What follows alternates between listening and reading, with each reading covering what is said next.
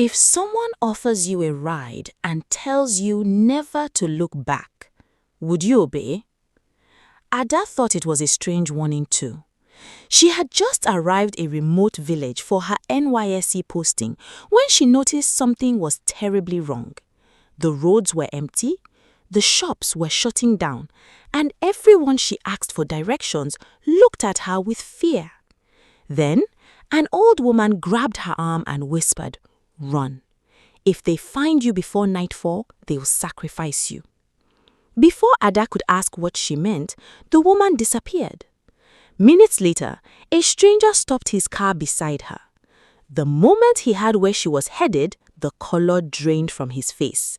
"Get in," he said. "Now." As the car sped into the darkness, he gave her only one rule, a rule he repeated 3 times. Whatever you hear, whatever calls your name, whatever happens behind this car, do not look back. At first, Ada thought he was crazy. Then, she heard footsteps running behind them.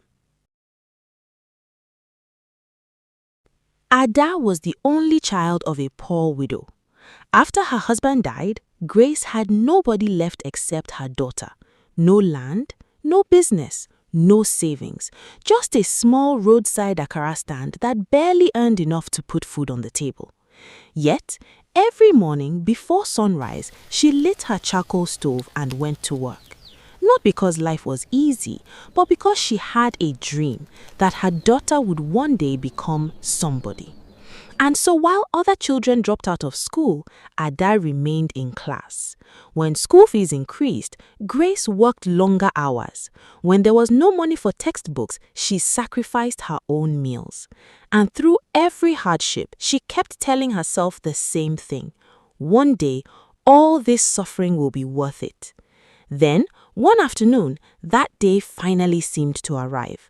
Ada came running into the compound holding a letter. Her eyes were filled with tears. "Mama!" Grace's heart skipped. "What happened?" Ada threw her arms around her. "I've received my call-up letter for NYSC." For a moment, the old woman couldn't speak. She simply stared at her daughter. Then, tears rolled down her cheeks. Years of sacrifice, years of hunger, years of struggle, and now her daughter was finally beginning a new chapter. That night, as they sat outside under the moonlight, Ada squeezed her mother's hand. "Mama, don't worry. Your suffering will soon be over." The old woman smiled. Ada continued, "Once I start receiving my allowance, I'll send money home every month. You won't have to stand by that fire frying akara anymore." Grace laughed through her tears. If only she knew those would be some of the last words she would hear before darkness came looking for her daughter. That night, Grace slept with a smile on her face. For the first time in many years, she felt hopeful about the future. But hours before dawn, she had a dream. She found herself standing alone on a narrow road covered in thick fog. The air was cold, too cold.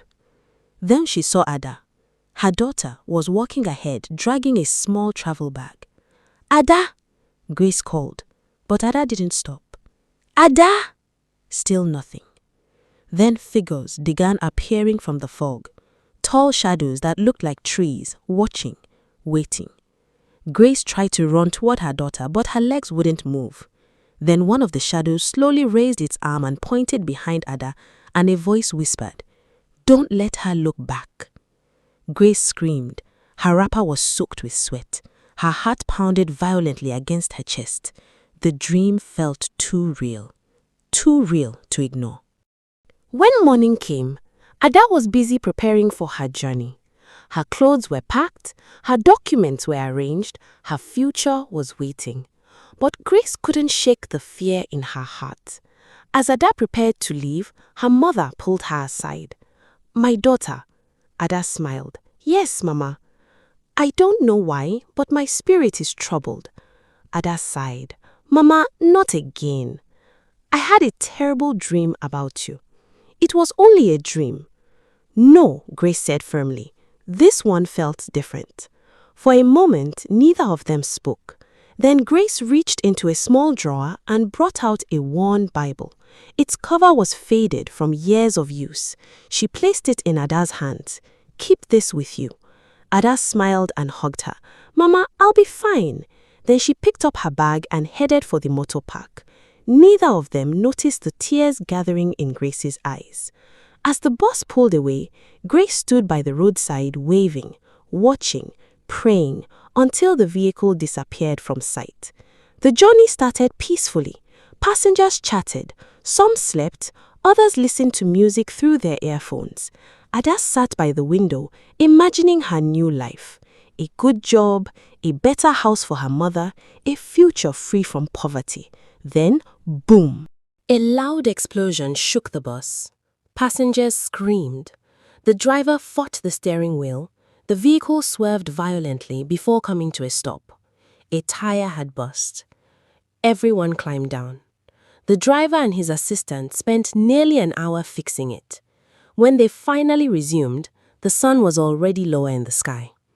"Bad luck," one passenger grumbled. Nobody thought much of it, until it happened again. Less than 2 hours later, another tire went flat. This time, even the driver looked disturbed. "What kind of bad luck is this?" someone asked. Nobody answered.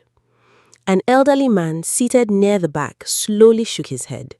Then he muttered something under his breath. Ada barely heard him. "Some roads don't welcome strangers." A strange silence followed. The repairs took even longer. By the time they resumed the journey, evening was approaching. Dark clouds gathered overhead. And for reasons she couldn't explain, Ada suddenly remembered her mother's dream. For the first time since leaving home, she felt afraid. By the time the bus reached the final stop, the sun was already disappearing behind the hills. Ada stepped down and looked around. Something felt wrong immediately. The motor park was almost empty. A place that should have been crowded was silent. Too silent. Only a few vehicles remained, and they were leaving in a hurry.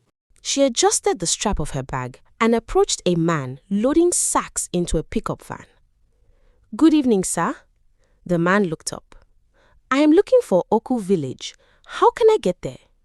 The moment she mentioned the village, the man's expression changed. His eyes widened. Then he quickly looked away. "I don't know." Before Ada could ask another question, he climbed into his vehicle and drove off. Confused, she walked to a nearby woman closing a small shop. "Please, can you tell me where I can find a bike going to Oku village?" The woman froze. For a moment, she simply stared at Ada. Then, her gaze dropped to the travel bag in her hand. "You are not from here." "No, I'm a corps member." The woman's face turned pale. Without saying another word, she pulled down her shop shutter and locked it. Ada stood there speechless. What is wrong with these people? A distant drum suddenly echoed through the evening air. Boom, boom, boom. The sound came from somewhere beyond the trees, slow, rhythmic, and ancient. Ada felt a chill crawl up her spine. The few remaining people in the area immediately became restless. Some hurried away, others disappeared into nearby buildings. Within minutes, the place was nearly deserted. Ada checked her phone. No network. She sighed. Perfect. The sky was growing darker by the second. She was stranded, alone, in a place she had never been before. Then, she noticed an elderly woman sitting beneath a tree. Unlike everyone else, the woman wasn't moving. She simply sat there, watching. Ada hurried over. "Good evening, Mama." The old woman suddenly grabbed her wrist. Her grip was surprisingly strong. "You must leave." Ada blinked. "What?" "You must leave now." The drumming grew louder. Boom, boom, boom. "Mama, I don't understand." The old woman leaned closer. Her voice dropped to a whisper. Tonight is the festival of the masked men. Ada frowned. The what? The old woman's lips trembled. Ajalu. A cold wind swept through the empty park. The god of death will walk among men tonight. Ada felt a chill run down her spine. And if he finds you outside, the old woman swallowed hard, he will take you. Ada stared at her.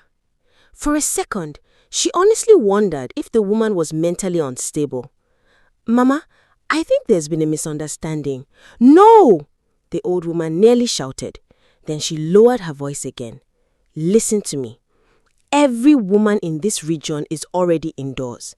Every daughter, every wife, every girl. Ada glanced around. Now that she thought about it, she hadn't seen a single woman outside. Not one. Her heartbeat quickened. The old woman's eyes darted toward the road. Then suddenly, she released Ada's hand. The fear on her face deepened.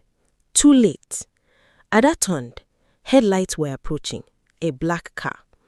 The vehicle slowed as it neared them. The old woman immediately stood up, and to Ada's shock, she began backing away, as if terrified of being seen near the road. The car stopped beside Ada. The driver's window rolled down. A man sat behind the wheel. Early 30s, calm face, sharp eyes. The old woman pointed at Ada and then spoke only 4 words, words that made the man's expression instantly darken. She doesn't know. The man's eyes shifted to Ada, then to her travel bag, then back to her face. For several seconds, he said nothing. The distant drums continued. Boom, boom, boom. Finally, he spoke. Get in the car. Ada hesitated. The stranger's jaw tightened. This is not the time to ask questions. Then he glanced toward the dark forest lining the road. And for the first time, fear appeared in his eyes. Get in. Now. Ada didn't move. Everything her mother had taught her screamed against entering a stranger's car. The drums echoed again, closer this time. Boom, boom, boom. Finally, she opened the passenger door and climbed in. The moment she shut it, the driver locked all 4 doors. Click, click, click. The sound made her stomach tighten. The vehicle pulled away. For several minutes, neither of them spoke. Outside, the road stretched through thick forest. Darkness gathered beneath the trees. The farther they drove, the fewer signs of civilization remained. No houses, no motorcycles, no pedestrians, nothing. Just road, forest, and drums. Always the drums. Finally, Ada broke the silence. What is happening? The stranger kept his eyes on the road. You arrived on the worst day possible. What day? He didn't answer immediately, almost as if he was deciding how much to tell her. Then he sighed. Long before roads came here, the villagers around this region made a bargain. Ada frowned. A bargain with who? The man's grip tightened on the steering wheel. Some questions are safer unanswered. Ada stared at him. For the first time, she noticed something else. The rear view mirror had been tilted upward, deliberately, so that neither of them could see the back seat. She found that odd, very odd. Then she noticed another thing. The driver hadn't looked into the mirror even once, not once. A cold feeling settled in her stomach. Why is the mirror turned away? The man immediately answered, because I don't need it. His tone ended the conversation. For a while. Then the drums stopped. Just like that.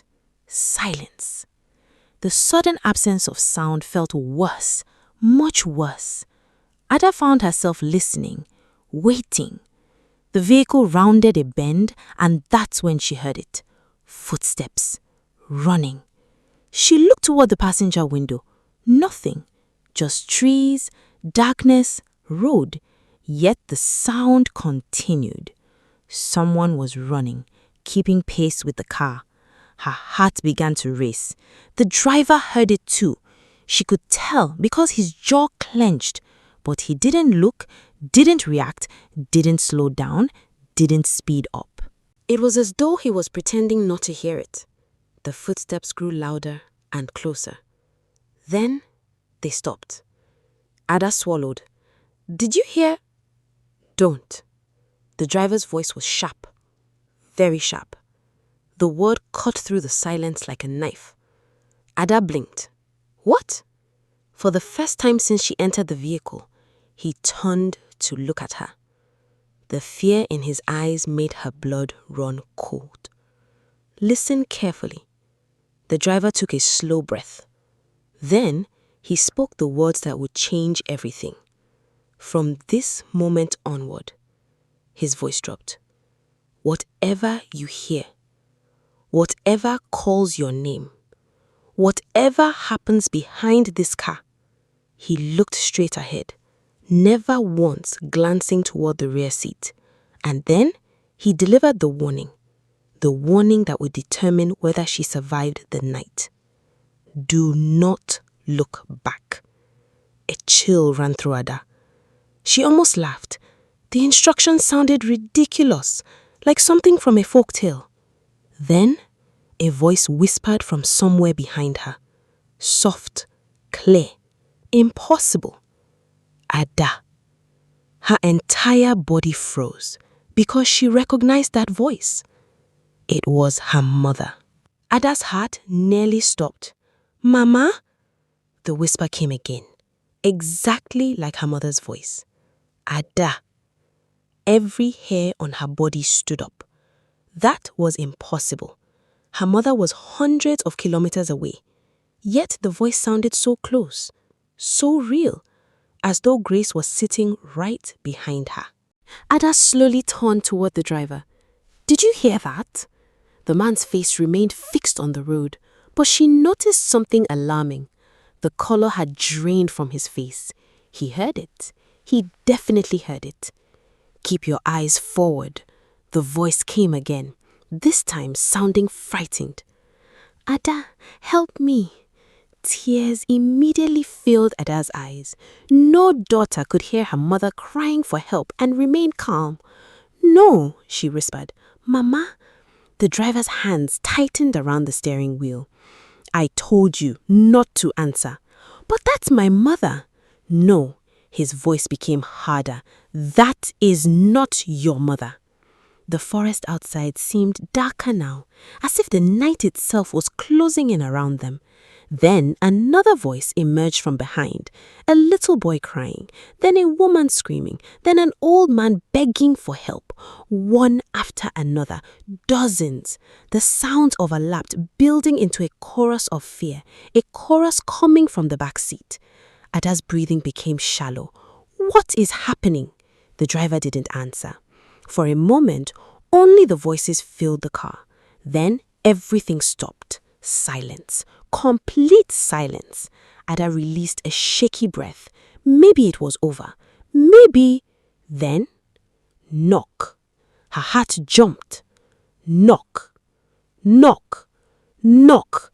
The sound came from the rear windshield. Something was tapping the glass. The driver immediately accelerated. The engine roared. The vehicle surged forward. Knock. Knock. Knock.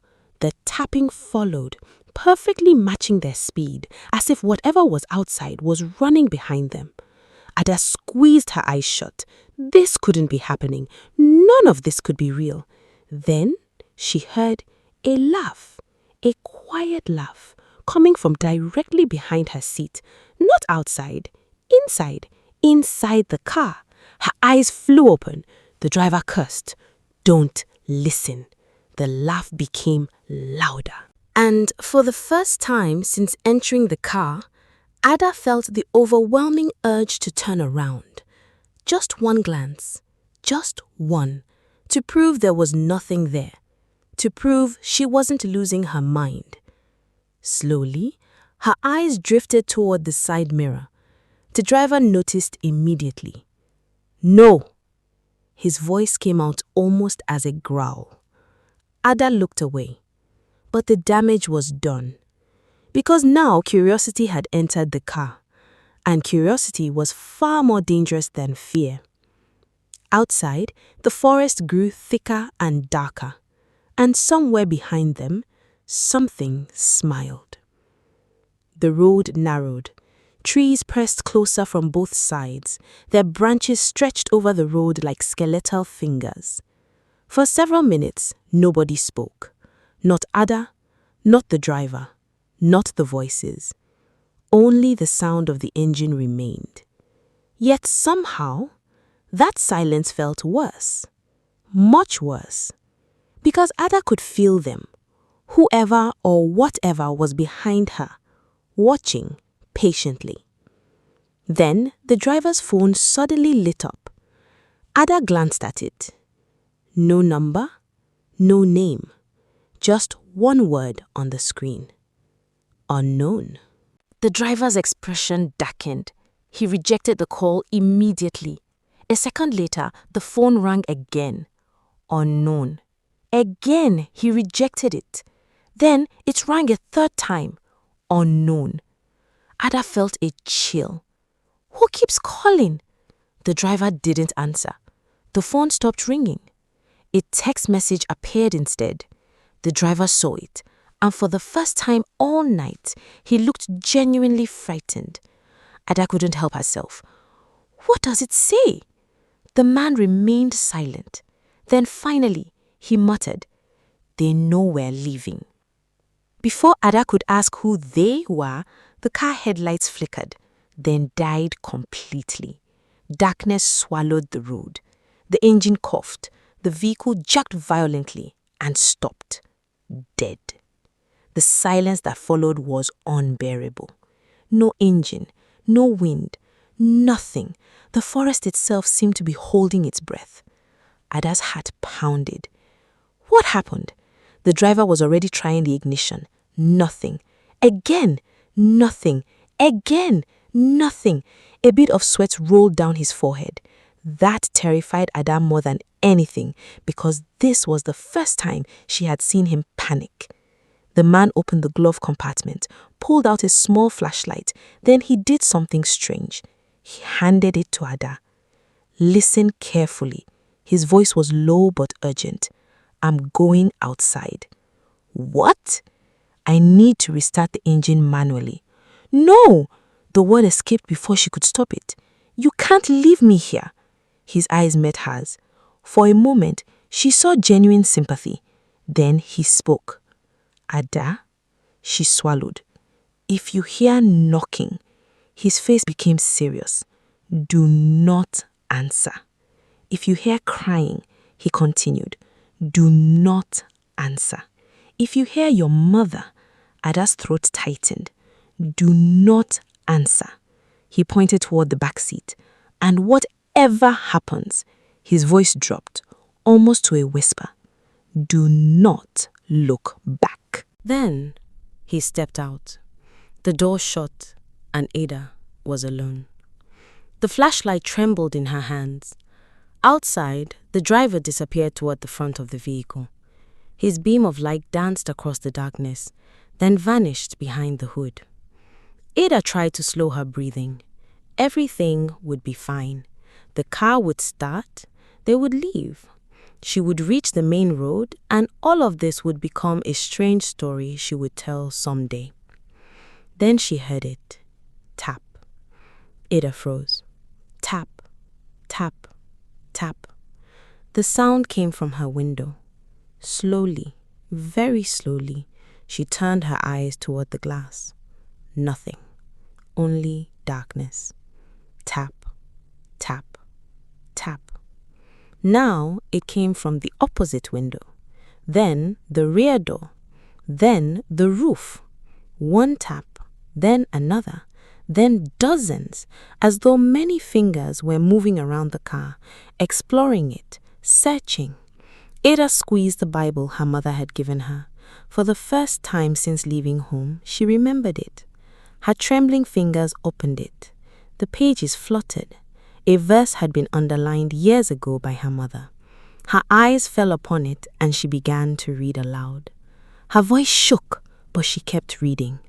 Outside, the tapping stopped immediately. The sudden silence made her pause. Then something happened, something that made her blood run cold. A voice whispered from directly behind her, not from outside, not from the window. Inside the car, close enough to touch, and this time it wasn't pretending to be her mother. It spoke in its own voice, a voice ancient and hollow, a voice that sounded like dry leaves scraping across stone. And it said, "That book won't help you if you've already looked." Ada's entire body went numb, because she had never looked back, not once, which meant only one thing. Whatever was speaking already knew something she didn't. Ada's hand trembled around the Bible. "What do you mean?" No answer. The voice behind her was gone. Outside, the forest had become unnaturally quiet. Then, the driver's flashlight beam appeared. He was running back toward the car. Relief flooded Ada's chest. He yanked open the door and jumped inside. "Start! Start!" The engine coughed, once, twice, then roared to life. The driver slammed the gear into drive. The car shot forward. Ada had never been so happy to hear an engine. For several minutes, neither of them spoke. Then she noticed something. The driver kept checking the sky, as if measuring time, as if they were racing a deadline. "Are we going to make it?" Ada asked. He didn't answer immediately. Finally, he said, "We were supposed to be out before midnight." Ada's stomach tightened. "Were?" The driver remained silent. That was answer enough. A few moments later, the road opened into a clearing. In the distance, Ada saw lights, real lights, buildings, people, the main road. Hope surged through her. "We made it!" The driver didn't share her excitement. Instead, his face became pale, terrifyingly pale. Ada followed his gaze. The main road wasn't empty. Hundreds of figures stood across it, perfectly still, blocking the exit. Men, women, children, all dressed in white. None of them moved. None of them spoke. They simply stood there, waiting. The driver slowly pressed the brakes. "No," he whispered. "What is it?" Ada asked. The man's voice shook. They got here first. The figures began walking toward the car. Not running, walking, slowly, deliberately. The driver immediately turned the vehicle around. The engine screamed. The car sped back the way they came. But Ada noticed something horrifying. The figures weren't chasing them. They weren't even hurrying. It was as though they already knew she couldn't escape. Then she heard it. A voice. Her mother's voice. Crying, begging, desperate. "Ada, please!" Tears filled her eyes. "Mama!" The driver slammed his hand against the steering wheel. "Don't listen!" "Ada, help me!" The voice sounded broken, in pain, as though something terrible was happening to her. Then came the words that shattered Ada's resolve. "My daughter, they're hurting me!" Ada broke. Every instinct inside her screamed to turn around, just once, just one glance, to see, to know, to help. The driver saw her moving. "No!" he shouted. But it was too late. Ada turned. For a fraction of a second, she looked back and she screamed. The back seat wasn't occupied by creatures. It was occupied by people. Dozens of them, packed impossibly into the space, their faces twisted in terror, their eyes locked onto hers, and every single one of them looked exactly like Ada. The car exploded into darkness. Silence. Ada opened her eyes. The sun was setting. A travel bag rested beside her. Confused, she sat up. Dusty road, trees, the old bus stop. Her breath caught in her throat. No, no, no, this wasn't possible. Slowly, she turned around. The same empty road, the same abandoned park, the same place where she had first arrived. Then she heard an engine. A black car approached. Ada's blood froze. The vehicle slowed, stopped beside her. The driver's window rolled down. The same man sat behind the wheel. For a moment, he simply stared. His face turned white. Not surprised, not confused, defeated. As if he had just witnessed his worst nightmare come true. Ada stumbled backward. What is happening? The man didn't answer. His eyes dropped to her travel bag, then to her face. Then he closed his eyes. A look of exhaustion washed over him, the kind of exhaustion that comes from carrying the same burden for years. Slowly, he reached into the passenger seat and pulled out a photograph. His hand trembled. Ada. She stared at him. The man held up the picture. Her stomach dropped. It was a photograph of them, inside the car, the same road. But in the photo, she looked terrified, as if it had been taken moments before her death. Ada's mouth fell open. What is that? The driver's voice cracked. The first time. He pulled out another photograph, then another, then another. 7 photographs, each one showing a different version of Ada. Different clothes, different hairstyles, different expressions, but always the same car, always the same road, always the same fear. Ada felt the world spinning around her. The man stared at the photographs, then whispered, I almost got you out on the 3rd attempt. He revealed another picture. I thought we had escaped on the 5th. Another. On the 6th, we reached the main road. His voice broke. And then you looked back. Tears filled Ada's eyes. What are you talking about? The man looked directly at her. For the first time all night, she saw genuine heartbreak in his face. Then he spoke the words that shattered her reality. You don't understand, do you? A long pause. You've been trapped in this night for 7 years. Ada stopped breathing. The man swallowed hard. And this? His eyes drifted toward the dark forest. The drums had already started again. Boom. Boom. Boom. This is the 7th time I've tried to save you. The color drained from Ada's face. The man opened the passenger door exactly as he had done before. Exactly as he had done 6 times before. Then he spoke the same words. The words she now realized she had heard many times. Words she had somehow forgotten. Get in. The drums echoed through the forest. Boom. Boom. Boom. The driver looked at her one last time. And this time, there was almost no hope left in his eyes. Only resignation, only fear, only certainty. Because he already knew how the night would end. Please, he whispered, don't look back. Thanks for watching. If you enjoyed this story, don't forget to like, subscribe, and I'll see you in the next one.